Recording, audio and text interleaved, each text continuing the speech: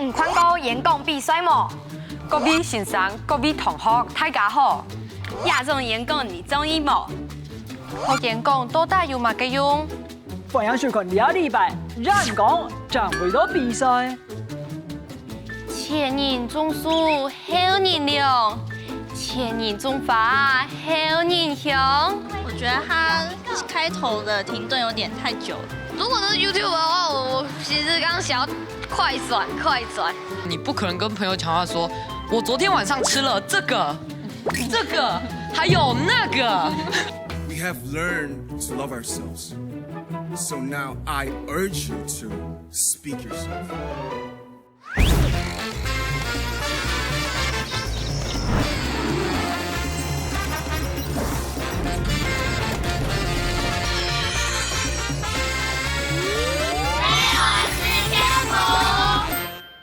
觀眾朋友，大家好，我係向日葵，歡迎收看2禮拜嘅社會實驗部。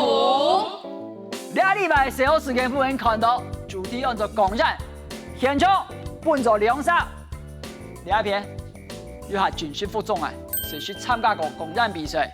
第二篇算係進步嘅對照組，一開始還是為大家繞強的熱解，在演講可以說是征戰沙場、戰無不勝的戰將，而你掌聲歡迎文字。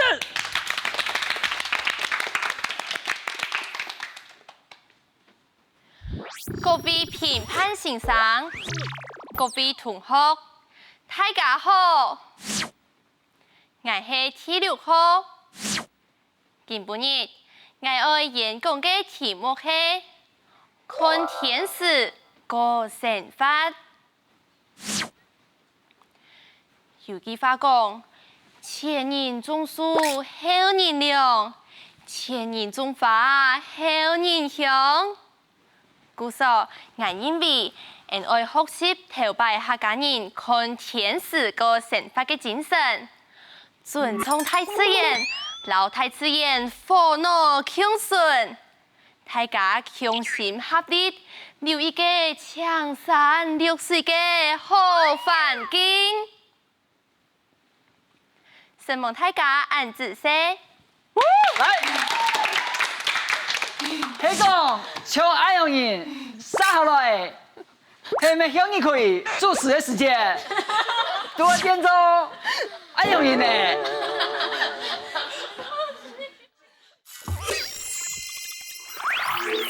請教一下，就公演時間，佢嘅腔調、動作、內容有乜個重點？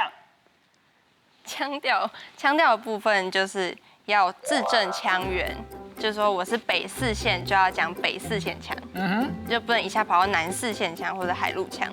那麼動作的話就是要到位，就像我剛才那個後反音就是要到中間那邊，會比較標準。內容要以能打動評審的心為主，然後要貼近生活，要貼近自己的故事。文字講的這些技巧，有沒有小歐有共鳴的？可以分享一下。我是沒有比賽經驗，但是我有看過，因為我小學的同學是市賽第2名，然後我就陪他練習。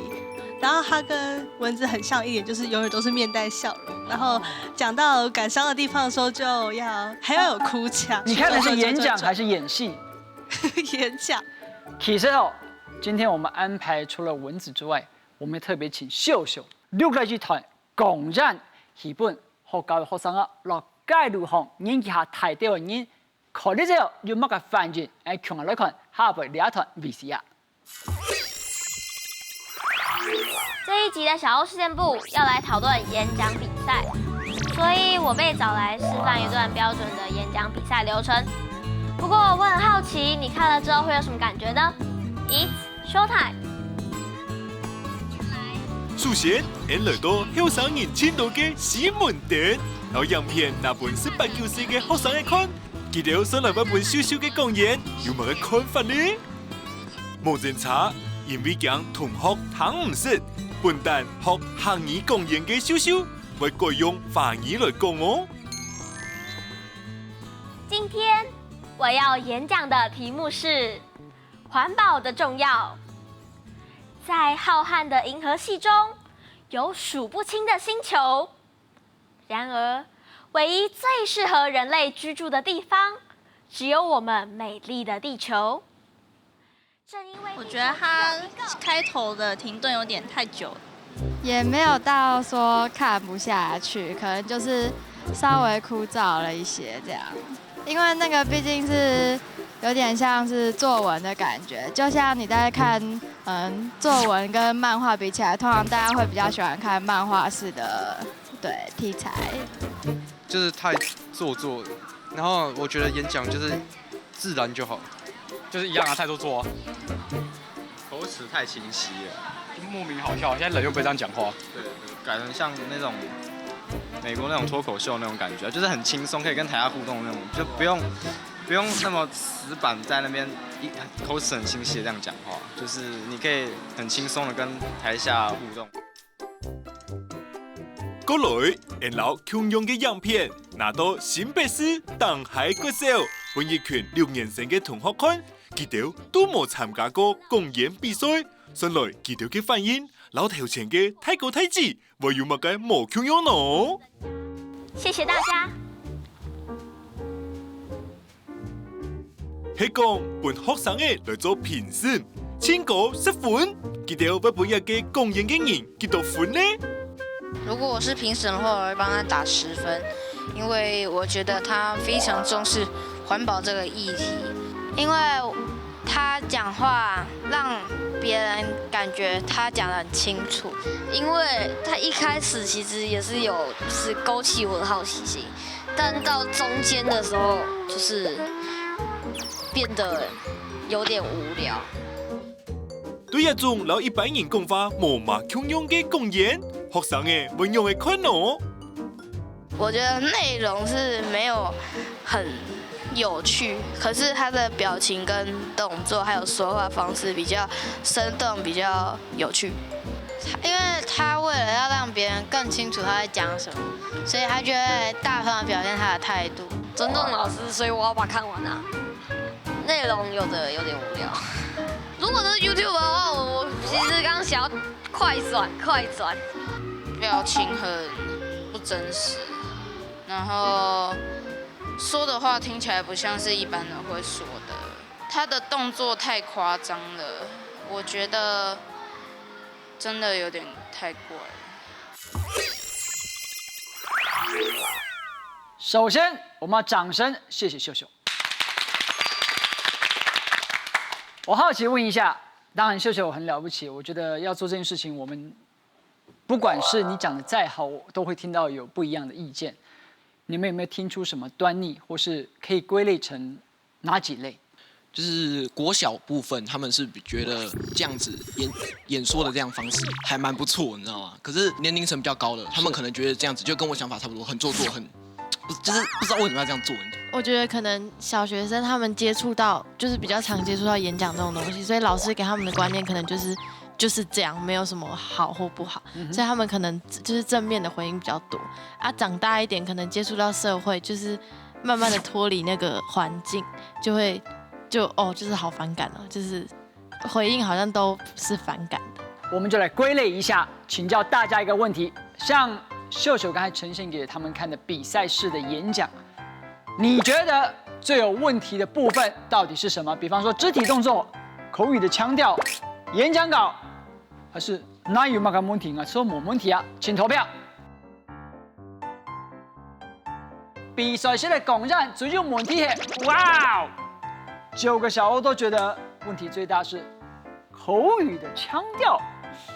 長句該誰好講？這些講係地體統奏。我其實就是如果你去跟朋友講話的話，口語腔調我是覺得還好，因為那個是為了正式。但是肢體動作，你不可能跟朋友講話說，我昨天晚上吃了這個，還有那個，你就會覺得這個太假了吧？動作的話，可能就是為了要帶動觀眾的看點，但是口語就是什麼拉高音，什麼品盤欣賞，就會覺得很奇怪。像现在很多比较大家平常会看的演说的节目或影片，像 TED 等等，他们也不会就是很刻意用某些腔，就是因为那个不是用某种方式比赛式的演讲。对，因为你看其他演讲，可能他们手也会有动作，然后他们可能稿子也有一种模式，但是就是腔调不见得会这么的。我这样子问哈，尤其是这5位，因为是比赛式的演讲，所以我演讲的目的跟刚才小亮讲的 TED 那一类的演讲，它可能是说服或是传达讯息，其实是不一样的。比赛式演讲最终的目的是什么？要拿第1名，就是要赢。所以如果我用一般的讲话的方式，在比赛式的演讲当中，我能够得名，我能够获胜吗？看那一年的评审想要什么，就是每个评审不一样，有些评审很重视什么腔调啊、就是动作，可是有些评审是看内容，看每个评审的需求。但最终其实台湾国赛讲实在话，一定要有一定的就是加成度，就是你们刚刚讲的什么动作、口语，一定要非常的到位。基本上是这样，才有可以去查全国第1名的都差不多。我有看过那种国赛的影片，尤其是国语的，他会那种腔调会让你起鸡皮疙瘩，会感觉有点恶心样子。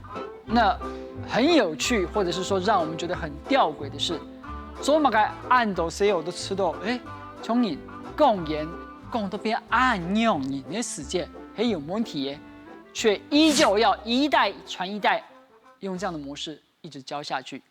我们来听一下评审或是教演讲的老师们他们怎么解读。演讲比赛已经办了70几年，为什么还在办呢？小记者今天为大家采访有10几年评审经验的蔡淑慧老师，让我们来看看他会怎么说。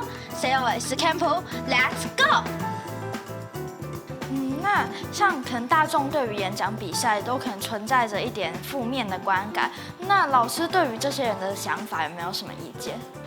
如果说大众对演讲比赛的那个肢体，它有一些负面的观感，那我就会认同它就是一种表演艺术。当你在舞台上看到那些人的表演，或者是在说相声，你会觉得他很奇怪吗？应该是不会。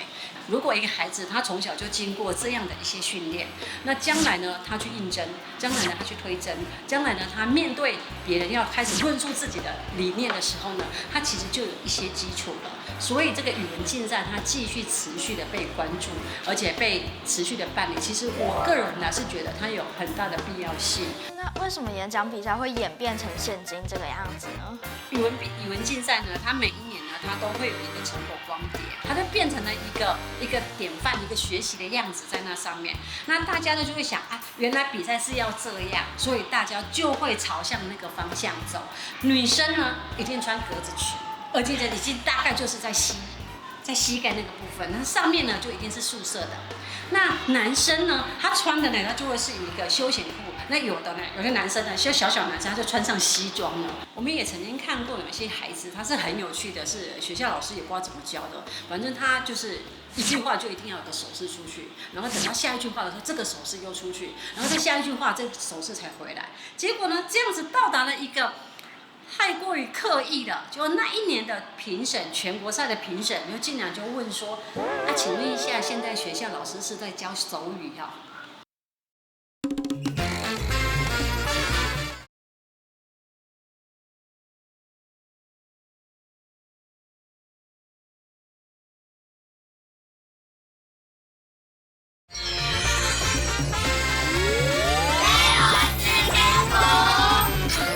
刚才你看，评审性上老人你讲的内容当中有一点，他说为什么我们会觉得演讲的人都那么奇怪？老师说那是什么？表演式的一种呈现方式。有没有人可以针对这一点来秀秀？其实我觉得表演艺术这个事情是要建筑在被众人所接受的程度，但是现在普遍的演讲比赛就是大家都不太能接受，觉得反感。所以我觉得这没有大家，刚才有人给你10分，你忘了？因为我觉得他非常重视环保这个议题，大部分的人觉得反感，那我就觉得说这就不太算一种表演艺术。我认同老师说它是表演艺术的一种，但是如果是演讲的话，感觉就会很制式化，就是是别人给你一个东西，你用你的肢体语言或是口语表达出来，感觉就不像是艺术，不是透过自己的思考出来的东西，就没有那么吸引我觉得。我问你一个问题，大家有没有注意到我手上拿一个东西？老师刚才在讲的时候，他有提到，在学校为了让其他或许没有参加或是没有比赛经验的同学能够知道，如果今天我要参加演讲比赛的时候，我哪一些要领，所以会发行这一类的语文竞赛，包括有国语演说、闽南语演说跟客语演说的 DVD。大家在画面上看到，包括我们现场也有小欧是出现在里面的，那就是是蚊子，对不对？那我要接着要请教一下，就是经过老师的讲评，经过我们前面看到小亮还有秀秀的访问，后两种比赛式的贡献，你觉得的影响是从1到5都是不好的，还是其实像蚊子讲的是非常正面的？从1分最不好到5分都是好的影响，呈现在3跟4最明显。因为我觉得多少会学到一些你平常生活中学不到，例如说面对人群讲话的那个勇气。就是我觉得像这样，如果像这种的比赛参加很多的话，可能多少会影响到，就是像在写文章或者是什么的时候的模式吧。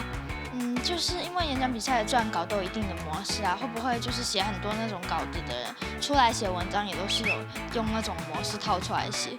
在你讲话的同时，我眼角的余光一直瞄到有人在捣蒜。好，麦克风我们给派大星。你点了很多。我只是很认同他讲话，像你刚刚讲，他要30分钟之内写一个稿，然后上台5分钟结束你的内容。但这件事情其实有个很大的问题，就是一般我们去外面看演讲，它是1-2个小时谈一个题目，但是演讲比赛它是一个题目，你要5分钟内结束。因为是你讲话的时候就是蜻蜓点水，你不能讲很深入。就是评审会觉得你讲重点就好，我不想听太杂乱的东西。可是这就会造就你这个人讲话的时候缺乏说服力，因为你都在讲重点，你没有太多个人的一些故事跟太多的想法在表达上。但你选4，投4的人都是演讲的人，有没有发现？是因为毕竟是从小就开始有练习怎么演说，这对我之后的那个发展有很大的帮助。例如说要跟全班讲事情，全班会认为你是一个很有台风的人。我真的是一个对演讲没有天赋的人。哎呀，姐你客气了啦，都已经在 DVD 里面了，还没有天赋，真的是示范带哎。因为我从小3的时候，我连就是在全班面前唱歌，我都会哭，我会觉得真的很挫折。一直到我小3因缘际会，就是接触到了客语朗读，就是我训练，我觉得是一件很棒、很美好的事情。来，给蚊子掌声一下。演讲派的都选4，我们听听男生 JJ。我没有选到5，是因为就是如果要出去比赛的话，然后老师会叫我们去练习，然后练习的话都是直接在班上，然后老师说为了不要让你们害怕，所以就直接叫你到台上去讲给全班听。重点是讲给全班听是还不错，但是重点是就下来之后就说，我觉得很做作哎，你这动作很奇怪，就是你就会一直被批评，你就会觉得啊，对啊，我错了吗？这就是比赛要的啊。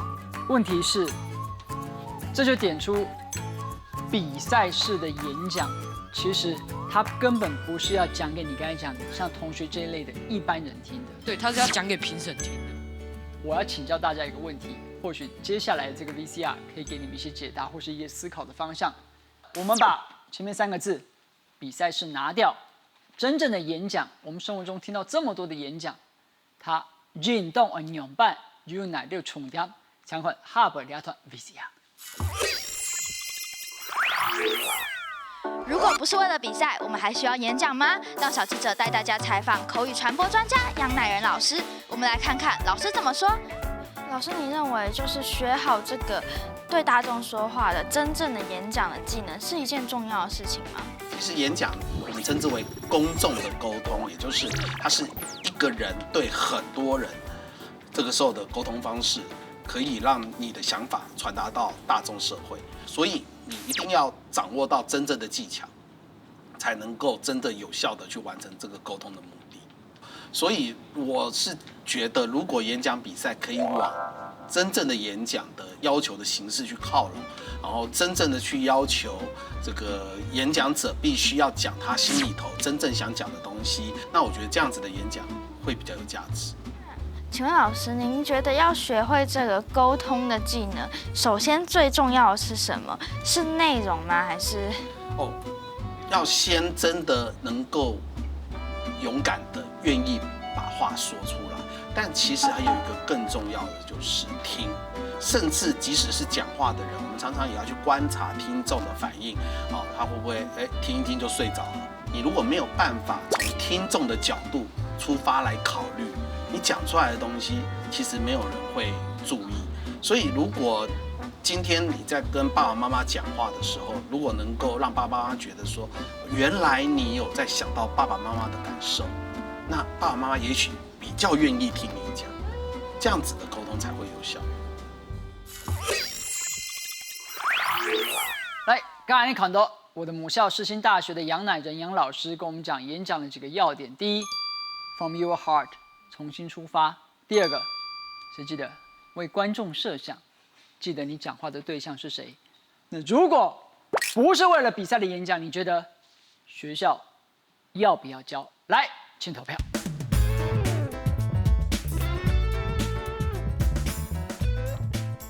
不为了比赛的演讲，我们10位小欧里面9位觉得学校确实要教。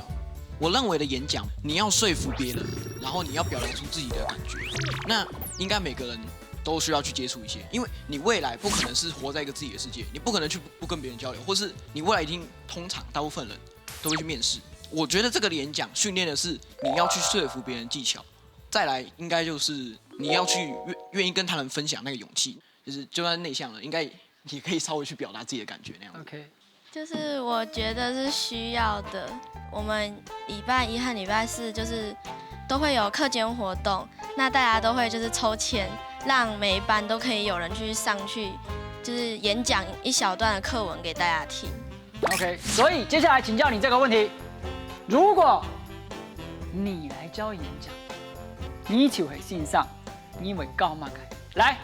我觉得，如果让我来教演讲的话，我会想要告诉大家，就是其实演讲不一定要像平常看到的演讲比赛那样，还有很多方式，你只要用你自己的方式把你想说的话讲出来，我觉得那就叫演讲。如果不是为了比赛式的话，我应该会让那些要演讲的人，我可能会给他们一个主题，然后要让他们自己就是自己想出你自己想要表达的东西。那我们要怎么样去评断你教的那个对象，他确实做了一个好的演讲？我觉得依台上来说，如果他能激起台下的共鸣，或者就是可能会有一些，因为说实在，不管是多好的题目，如果你讲得很死板，台下一定就是OK 好，然后对。那如果你讲了，你可以把这个主题讲得很活灵活现，你跟很好的表达出来，或者是不管你用什么方式，就是像我说的，如果你用开玩笑的方式，台下有在那边笑，就代表他有在注意你。就是他不是对他不是不关心这个主题的，他是有在想要了解你在讲什么，引起关注并且表达认同。对。然后我觉得这是一个，就是你要讲话让别人有画面吧。就是当你在听，好比像现在我们听向日葵或是听柚子讲话，我们就开始想那个画面什么的。就是你讲得很生动，才让别人有画面。所以不论今天这个人到底认不认同你，只要他在你讲话的时候有那个脑袋的画面，就表示你这个人在表达上是很成功的。我觉得这就很足够了吧。很棒。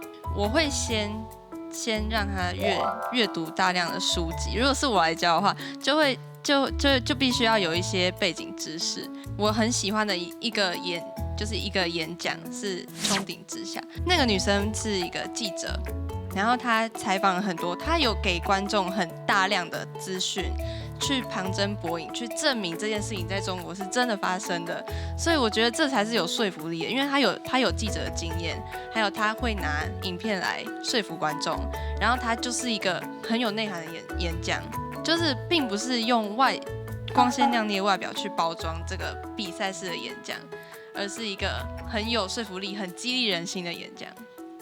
很巧的，在我们节目录影的这个时候，有一段在网络上广为流传而且口碑非常好的演讲，很适合我们今天这个主题一起来欣赏。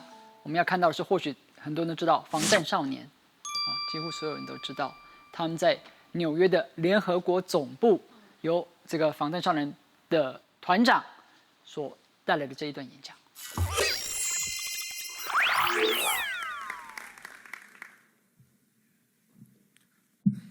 Thank you, Mr. Secretary General, UNICEF Executive Director, and all the excellencies and distinguished guests from across the world.